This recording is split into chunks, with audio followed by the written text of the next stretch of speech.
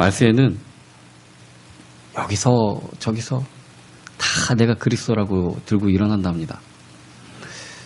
그들이 가지고 오는 가장 큰 이 무기가 바로 이적과 기사입니다. 1990년도에 캐나다의 이 빈야드 처치에서 존 원버라는 사람이 이제 빈야드 운동을 했는데 이게 신사도 운동하고 거의 뿌리가 같습니다.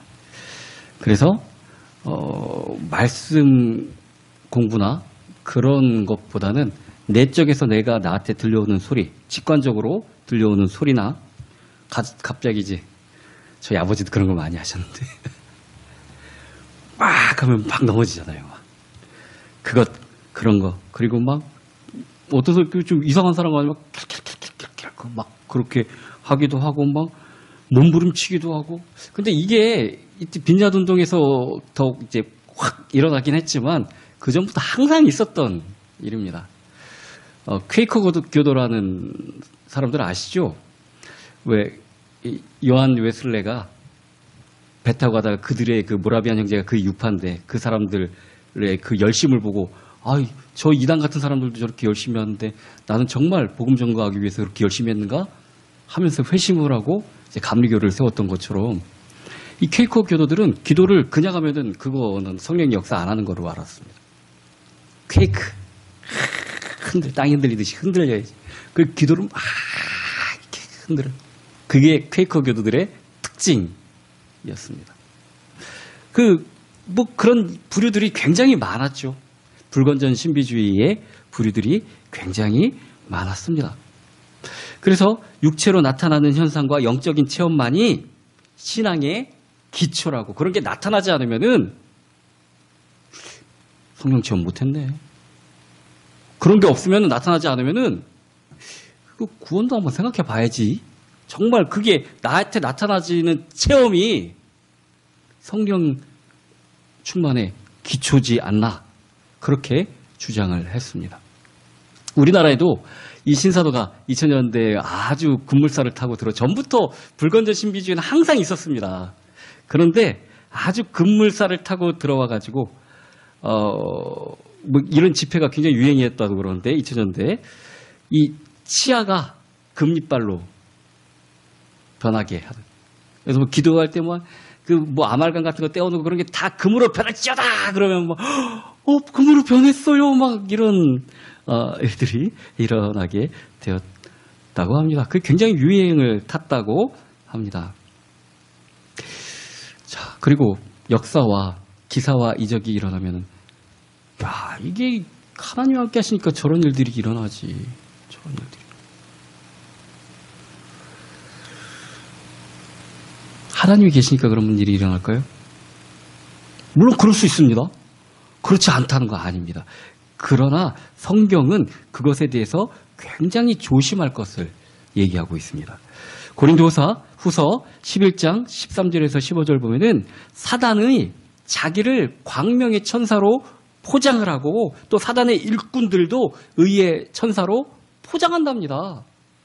제 말이 아니라 성경에 쓰여져 있는 말입니다. 그리고 요한계시록 보면은 요한계시록 13장 11절에서 14절 보면은 땅에서 올라오는 짐승의 모습이 어떤 모습으로 올라왔냐면은 새끼 양 같은 어린 양의 모습으로 올라온답니다. 그래서 땅에서 올라오는 짐승의 모습이 새끼 양 같은데 큰 이적을 행하여 땅에 있는 자들을 미혹하고 짐승에게 경배하게 하더라. 예수님 흉내도 낸다니까요. 어린 양 흉내도요. 자, 이것은 성령의 역사가 아닌 미혹의 영이 역사이죠. 왜 이 앞부분에 그런 얘기를 제가 하냐면은 기적과 이사를 반대하고 이런 얘기가 절대 아니라 수단과 목적이 바뀌지 말아야 된다는 것입니다. 우리 전도할 때 기적 나타나면은 얼마나 전도하기 좋아요. 병 고치고 귀신 쫓아내고 그럼 전도하기 정말 좋잖아요. 그런데 이 요한복음은 이 본문에서도 얘기했죠. 예수께서 제자들 앞에서 이 책이 기록되지 아니한 다른 표적도 많이 행하였으나, 왜냐면은 요한복음에는 7가지 선언과 7가지 기사만 나옵니다. 기적이. 다른 마태복음, 마가복음, 누가복음처럼 많은 기사를 하지 않고 그 이적이 펼쳐진 그 뒤에 예수님이 나는 누구다 하는 선언으로 그렇게 나오는 겁니다. 즉 우리가 주님을 아는 것이 기적의 만남보다 더 중요하다는 겁니다. 그것을 깨닫게 하기 위해서. 안 그러면은 아이스크림 먹으면 더 목 타잖아요. 그죠? 뭐가 팍 나타나면 점점 더 센 거, 점점 더 센 거. 그런 것만 쫓아갈 수밖에 없습니다. 그래서 평범한 교회 생활도 하기가 어려워서 여기저기 기도원 쫓아다니고 막 그럴 수밖에 없게 된다는 얘기입니다. 그렇다면은 전도에도 별로 도움이 안 된다는 말이나 마찬가지죠. 자, 복음서에서는 예수님에 대해서 설명을 하고 있습니다. 마태, 마가, 누가, 요한, 사복음서라고 하죠. 뒤에 복음이 다 붙어져 있죠. 물론 공간복음은 마태, 마가, 누가까지만입니다. 왜냐하면 요한복음은 구성이나 순서 좀 다릅니다. 앞부분의 것과. 그런데도 불구하고 예수 그리스도에 대해서 가르치고 있습니다. 우리가 믿는 예수님이 누군지 알아야 되기 때문에 그렇습니다. 그게 예수님이 행한 기적보다 더 중요하기 때문에 그런 겁니다. 우리가 예수님을 알아야 됩니다. 마태복음에서는 왕으로 오신 예수 그리스도에 대해서 설명하기 위해서 다윗의 자손 예수 그리스도를 정말 가르칩니다. 우리가 이제 왕 없이 그냥 여기저기 돌아다니면서 내 멋대로 사는 사람들 아니야. 우리한테는 왕이 있어. 왕의 명령을 듣고 살아야 돼. 그들에게 왕이 없으므로 자기 소견에 옳은 대로 행하였더라 하는 그 시대가 아닙니다. 예수 그리스도께서 이 땅에 오신 것은 우리의 왕으로 오셨습니다. 더 이상 흔들리거나 방황할 필요가 없습니다. 왕의 명령을 듣고 전하면 되는 겁니다. 그게 마태복음의 왕으로 오신 예수 그리스도이십니다. 마가복음에서는 우리를 섬기러 오신 예수 그리스도에 대해서 말씀해 주고 계십니다. 인자가 온 것은 섬김을 받으러 온 것이 아니오 섬기러 온 것이다.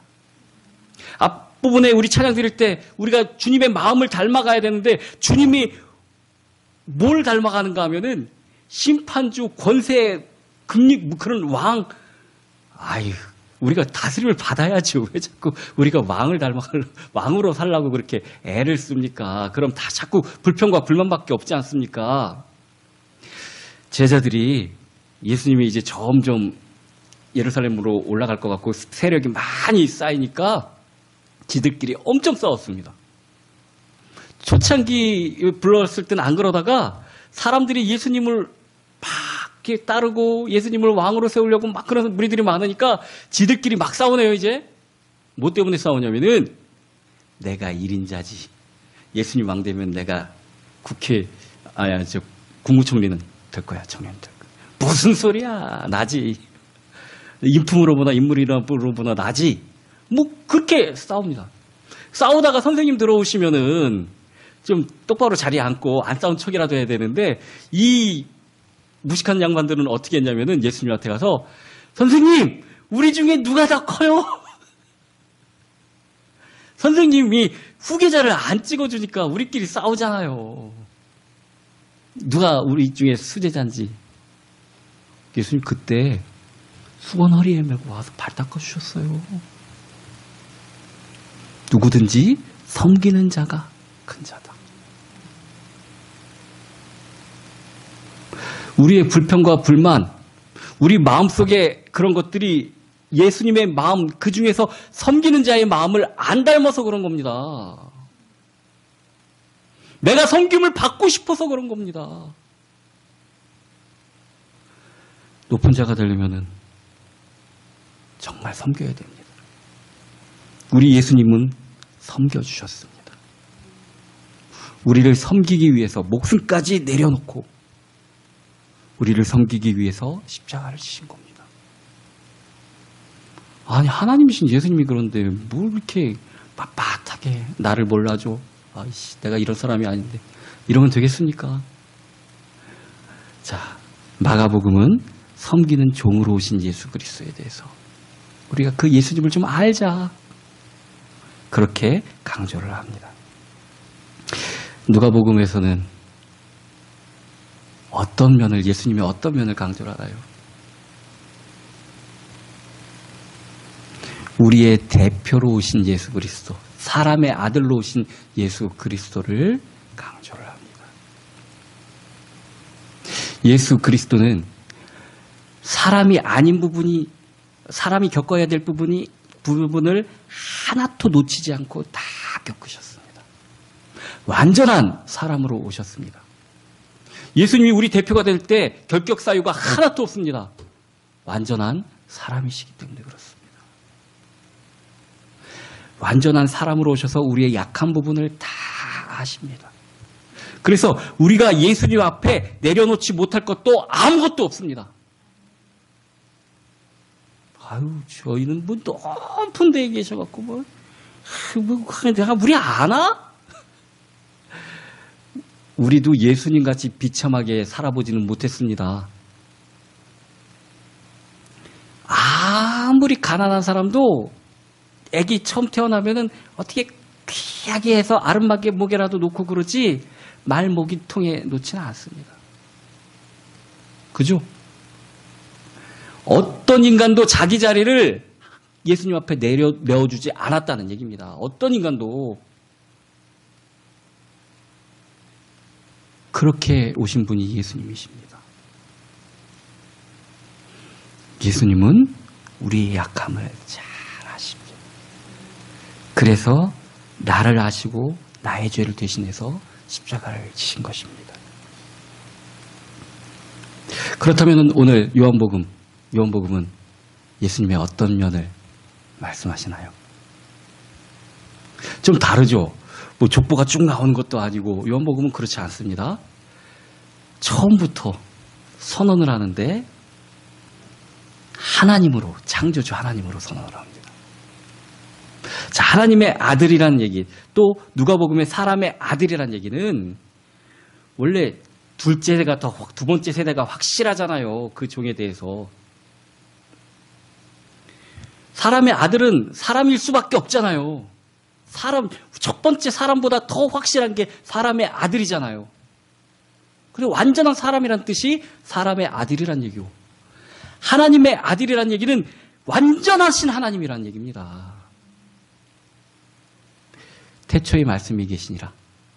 그 말씀이 하나님과 함께 계셨고 모든 만물이 그로 말미암아 지음을 받았다는 완전한 하나님으로서 오신 예수 그리스도에 대해서 얘기하고 있습니다. 자, 이 예수님을 아는 것이 정말 예수님이 행하신 기적을 아는 것보다 더 중요합니다. 그 기적은 딱 받고 싶어갖고 뭐 자기도 행하고 싶어서 막 그러면서 이 마술사 시몬이 이 베드로한테 가서 이거 너무 돈벌이 될 것 같거든요. 야, 이거 정말 그런. 예수님에 대해서 알고 싶은 생각은 하나도 없습니다. 근데 내가 저거를 좀 사고 싶다. 저걸 좀 배우고 싶다. 그래서 자기가 가지고 있었던 돈을 다 가지고 와서 베드로한테 성령이란 걸 좀 파쇼. 나도 그것 좀 해보고 싶습니다. 그랬더니 팔았습니까? 그 돈 가지고 멸망으로 가버리라고 그냥 얘기하시죠. 예수님에 대해서 아는 게 중요합니다. 사도 바울도 원래 얘기 안 하려고 합니다. 그런데 하도 뭐 누구는 베드로는 뭐를 했네, 뭐 누구는 뭘 했네 막 그러니까 내가 그렇게 하려면은 나는 하늘을 3층 천 위까지 갔다 온 사람이야. 하도 답답해서 하는 소리입니다. 그 말은. 예수 그리스도가 누군지, 우리를 사랑하신 하나님이 어떤 분이신지 아는 게 더 중요하기 때문에 그렇습니다. 그래서 사도 바울은 고린도서 11장 13절에서 15절에 십자가의 도가 거리끼는 것이나 믿는 자에게는 구원에 이르게 하는 하나님의 능력이라.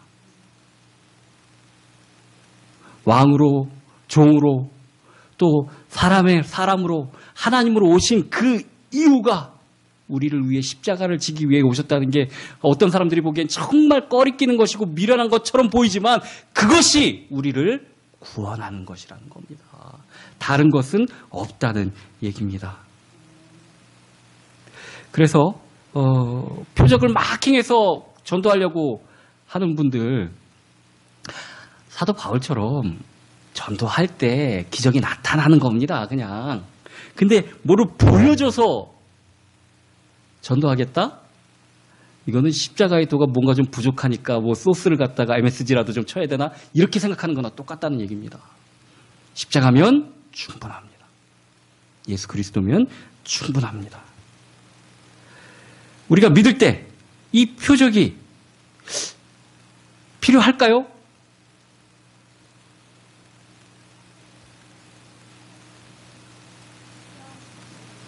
네? 필요하죠. 자, 이게 도무지 믿음이 생기지 않는 사람들, 그런 사람들한테 표적이 필요하기도 합니다. 그런데 성경은 또 필요 없다고도 얘기하십니다.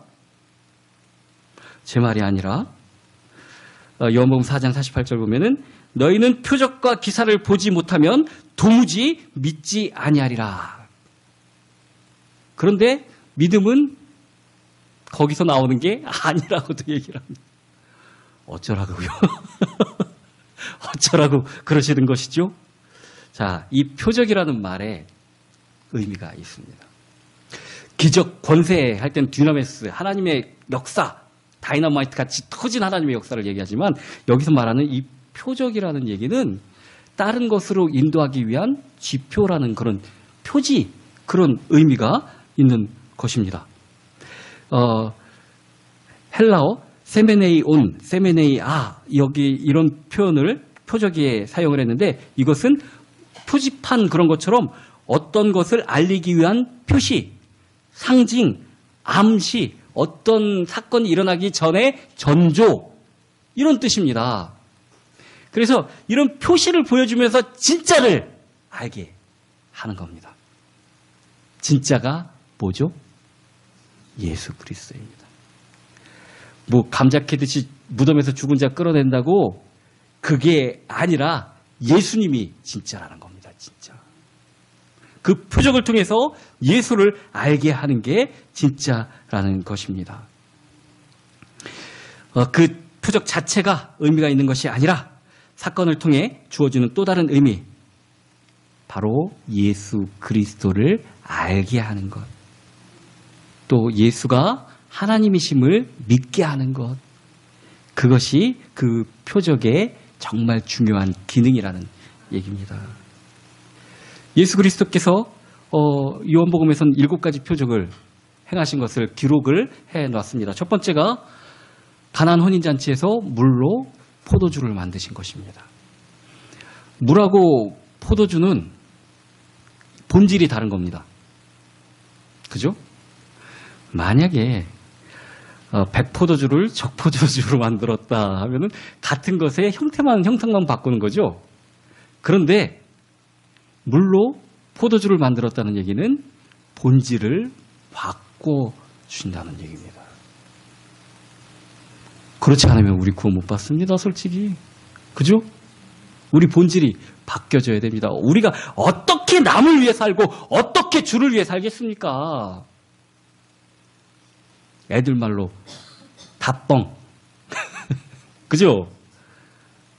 어떻게 우리가 그러겠습니까? 본질이 바뀌어져야 됩니다. 우리의 속사람이 바뀌어져야 됩니다. 두 번째 표적은 4장에 나오는 왕의 신하의 아들을 살려주는 장면입니다. 생명에 살리고 죽는 것이 창조주의 명령에, 말씀에, 의지에 달려있다는 것을 보여주는 것입니다. 우리는 뭐 만져주고 뭐 어떻게 하고 뭐 그래야지 되는 줄 알죠. 그거는 실력 없는 인간들이나 그러는 거죠. 창조주는 그럴 필요 없습니다. 고쳐주시고자 하는 의지만 있으면 고쳐집니다. 하나님의 의지가 가장 중요한 것입니다. 세 번째 표적은 베데스다 연못에서 38년 동안 누워서 못 움직이는, 누가 좀 자기 좀 물 움직일 때 팔이 좀 넣어주면 살겠는데 이렇게 현상만 보고 있는 사람. 자기한테 묻는 사람이 창조주 하나님이심을 모르고 자기를 그 물 움직일 때 거기에 먼저 던져줄 사람만 기다리고 있는, 물 안 들어가도 됩니다. 물 안 들어가도 됩니다. 그 베데스다 연못 먼저 안 들어가도 됩니다. 예수님이 걸어가라 하시면 자기 심상을 들고 걸어갑니다. 우리가 삶 가운데서 자꾸 다른 거를 찾습니다. 다른 거를 바랍니다. 하나님이시면 됩니다. 예수 그리스도이시면 됩니다. 그분의 의지만 있으면 되는 겁니다. 7가지 기사가 다 그런 겁니다. 정말 본질을 알아라, 본질을. 현상에 얽매이지 말고 본질을 알아라. 현상은 38년이나 알아서 꼼짝 못하는 사람. 현상은 그 베데스다 연못에 천사가 와서 이렇게 한번 물을 우동칠 때 먼저 첫 번째로 들어간 사람한테 병을 낫게 해주는 거, 거기 먼저 뛰어라 들어가는 거. 그건 네 생각이고 예수님 앞엔 필요 없습니다. 창조주 하나님 앞에서는 필요 없다는 얘기입니다. 본질을 알라는 얘기입니다. 자, 그리고 네 번째는 이제 오병이어의 기적을 통해서 우리의 모든 필요도 하나님께서 200데나리온을 갖다가 쓰고 소용없어.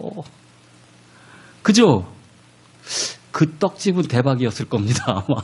근데 그거 필요 없습니다. 우리의 헌신, 우리의 믿음, 아무리 조금 그것이라도 하나님은 그것을 통해서 역사하십니다. 일하십니다. 그리고 뭐라고 얘기하시냐면 우리가 살아가는 떡이 그 물질에 있는 것이 아니라, 여기 이제 첫 번째 선언을 하시는 부분이 오병이어의 기적의 6장에 나오는 건데, 내가 바로 생명의 떡이다 하고 말씀하십니다. 예수님 자체가 우리를 살리는 양식이라는 얘기입니다. 본질을 좀 보자는 얘기입니다. 본질을. 자, 그리고 5번째 표적은 요한복음 9장에 나오는 나면서부터 눈 못 보는 자 소경행을 고치시는 장면이 나옵니다. 제가 소경을 한 분 알고 있는데 이분 욕심과 이분이 뭐 하고 싶은 욕망과 이분 뭐네 그게 눈 잘 보는 사람하고 전혀 진배 없다는 걸 제가 잘 압니다. 너무 잘 압니다. 야, 안 보여도 똑같구나.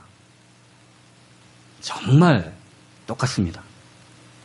우리는 이 세상에 태어나서 주님을 보려고도 하지 않습니다. 주님을 알려고도 하지 않습니다.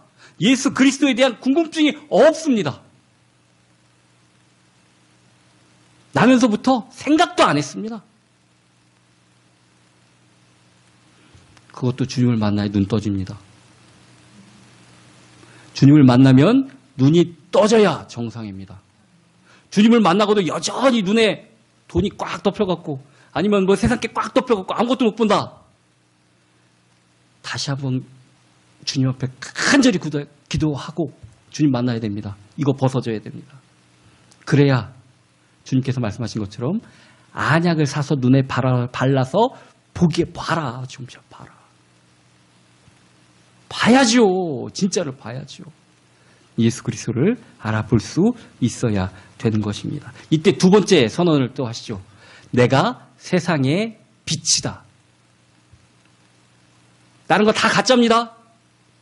다 빛같이 속이는 거 다 가짜입니다. 오직 예수 그리스도가 빛이십니다.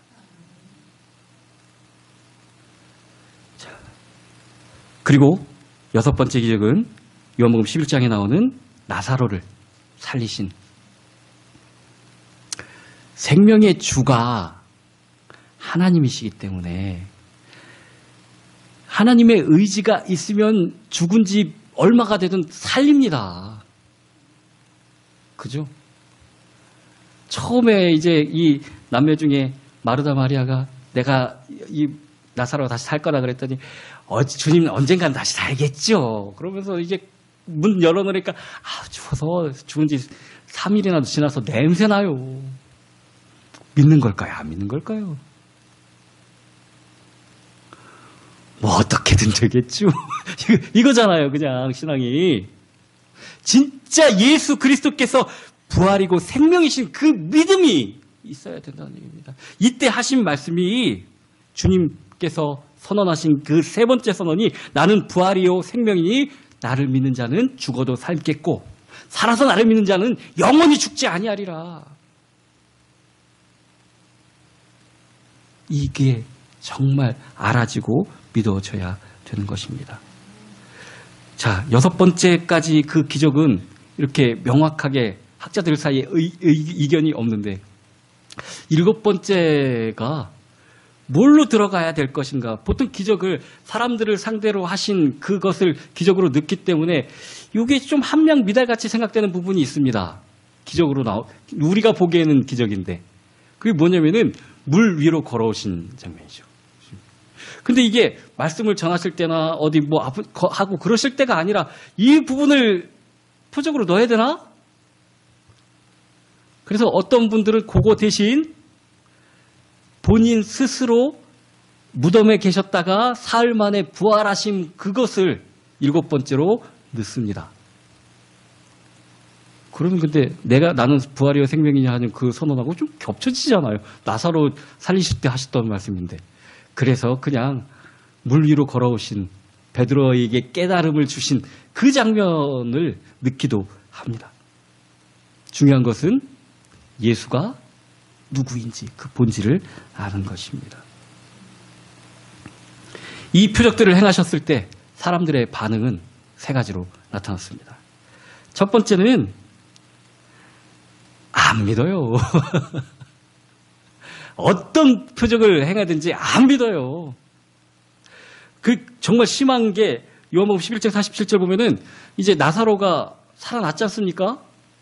죽었다가 이 나사로 자체가 너무 사람들이 예수님을 믿는 그 동기가 되니까 그걸 똑같이 봤던 대제사장들하고 바리새인은 그 사건을 통해서 야, 예수만 죽여서는 안 되겠다. 나사로도 같이 죽이자. 저 나사로 보고 예수 믿는다. 나사로도가 믿을 생각이 기적을 보고도 죽은 사람은 살아났는데 그거를 와라고도 생각하지도 않고 아예 배척하는 사람들이 있습니다. 아, 죽은 사람이 살아났는데 이러니 뭐 오죽하겠습니까? 그죠? 두 번째는 그 표적을 좋아하는 사람들이 있습니다.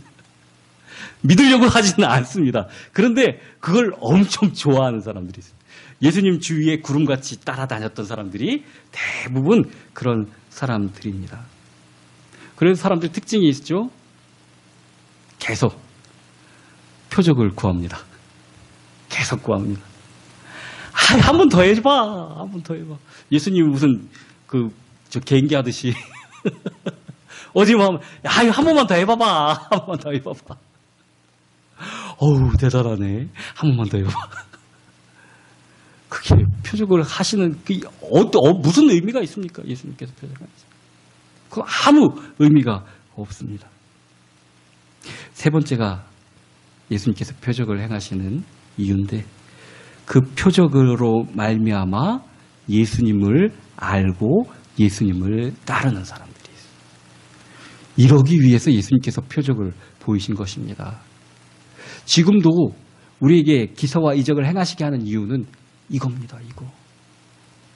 이것을 통해서 예수를 알게 만들어주는 것. 자, 이 예수를 통해서 이제 예수님을 더 알고 예수님을 쫓아가면은 어떤 일이 일어나는가 하면은 거기서 머무르지 않습니다. 두 번째 사람들처럼 더해줘요 안 합니다. 이젠 더 이상 표적을 구하지 않게 됩니다. 그거 안 하셔도 나는 주님이 그리스도이심을 너무나 잘 압니다. 그렇게 되는 것입니다. 믿음은 아는 것이라고 얘기를 하고 있습니다. 요한복음 20장 29절 우리가 읽은 30절 31절 바로 앞이죠. 예수께서 이르시되 너는 나를 본고로 믿느냐 보지 못하고 믿는 자들은 복되도다. 이제 이 단계로 넘어갈 수 있어야 됩니다. 언제까지 표적을 따라다니는 단계에 있어서는 안 됩니다. 참된 신앙은 예수 그리스도의 본질을 알아가는 겁니다. 더 이상은 표적을 요구하지 않고 요한일서 2장 12절에서 14절처럼 이 신앙의 분류가 점점 더 올라가게 되는데 첫 번째는 아이들, 예수의 이름으로 죄 사함을 받았고 구원을 막 받은 단계, 아이들의 단계는 그렇습니다. 맨날 달라 그러죠. 맨날 달라 그러잖아요. 자, 두 번째는 청년들은 귀신을 내어쫓는 표적을 추구하는 단계. 그리고 아비들, 이제 성숙한 아비들은 어떤 단계인가 하면은 하나님과 인격적 교제를 통해 그 뜻을 깨닫고 순종하는 단계. 믿음은 알아야 됩니다. 아는 만큼 믿을 수가 있습니다. 예수 그리스도를 우리가 알아야 되는데 특히 요한복음에서는 안다라는 말하고 믿는다라는 말이 동일하게 사용이 됩니다. 헬라어로 안다라는 게 기노스코, 또 앞에 이제 관사를 붙여서 헤기노카테라는 그런 단어를 사용을 하는데 이 말이 이게 안다가 어떤 정도의 안다일까 이걸로 봐서는 잘 모르죠. 그래서 구약에 이 안다라는 단어 똑같은 의미로 쓰인 단어가 히브리어 우리도 많이 들어봤을 겁니다. 야다라는 단어가 있는데 안다라는 뜻이죠. 이 야다라는 말이 구약에는 어떻게 쓰여졌는 걸 보면은 이 안다라는 말이 어떤 말이라는 것을 알게 되는데 창세기 4장 1절 보면은 아담이 그의 아내 하와를 알게 되매 그에게서 가인을 낳았다. 이게 개역 성경에서는 그렇게 번역을 했는데 지금 우리가 보는 개역 개정에서는 이게 아는데 뭐 아기를 낳았다는 게 좀 이상하잖아. 그래서 의역을 해서 동침함에로 말을 바꿨습니다. 생명을 갖게 된 것도 상대방이 모든 걸 다 알게 되었을 때 뭐 몇십 년 살아도 방구도 못한 부부도 있다고 하는데 그건 다 아는 거 아니잖아요, 솔직히. 그죠? 다 알게 되는 것에 인격적으로 다 아는 것, 그게 야다라는 뜻입니다. 자, 우리가 듣지 못하면 어떻게 알 수가 있고 믿을 수가 있겠습니까? 그래서 성경은 하나님에 대해서, 예수님에 대해서 얼마나 설명을 많이 해주고 있는지 모릅니다. 그런데도 불구하고 우리는 거기에 귀를 기울이기보다 그 예수님을 알려주는 표적에 너무 마음이 가 있을 때가 많이 있습니다. 표적은 예수님을 알려주기 위한 말 그대로 표시입니다. 우리가 정말 하나님을 알 때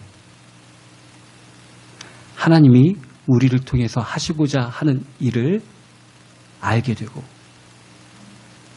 내가 정말 마음 편하게 잘 먹고 잘 살고 잘 뭐 하다가 웰빙하다 웰다이 할 거를 그것이 내 소원이라고 그렇게 어리석게 생각하는 것에서 벗어나게 될 수 있다는 얘기입니다.